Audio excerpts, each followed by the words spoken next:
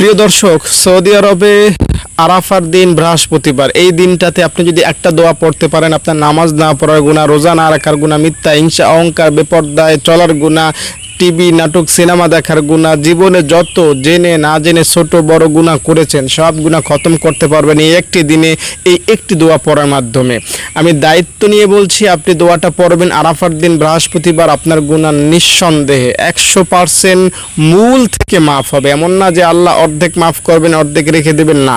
আপনি যেদিন জন্ম নিয়েছিলেন সেদিন আপনার কোনো গুনাহ ছিল না, আরাফার দিন এই দোয়াটা পড়ার ফলে আপনি সেদিনের মতো হতে পারবেন। বা আরাফার দিন হাজিরা হজ করে যেমন নিষ্পাপ হন, আপনিও তেমন নিষ্পাপ হয়ে যেতে পারবেন। আল্লাহুম্মা ইন্নী আসআলুকা বিআন্নাকা আনতাল্লাহ লা ইলাহা ইল্লা আনতাল আহাদুস সামাদুল্লাযী লাম ইয়ালিদ ওয়া লাম ইউলাদ ওয়া লাম ইয়াকুল লাহু কুফুয়ান আহাদ।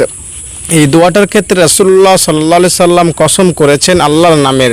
নবী বলেছেন, আমি আল্লাহর নামের কসম করে বলছি, তোমরা যদি দোয়াটা পড়ো, এরপর কোনো কিছু আল্লাহ তাআলার কাছে চাও, আল্লাহ তোমাকে সেটা দিয়ে দেবেন।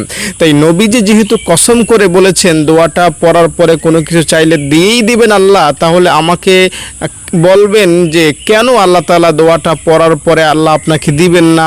আপনি যদি গুনাহ মুক্তির কামনা করেন, আল্লাহ আপনাকে কেন ক্ষমা করবেন না? আপনি যদি অভাব মুক্তির দোয়া করেন, আল্লাহ আপনার অভাব কেন দূর করবেন না?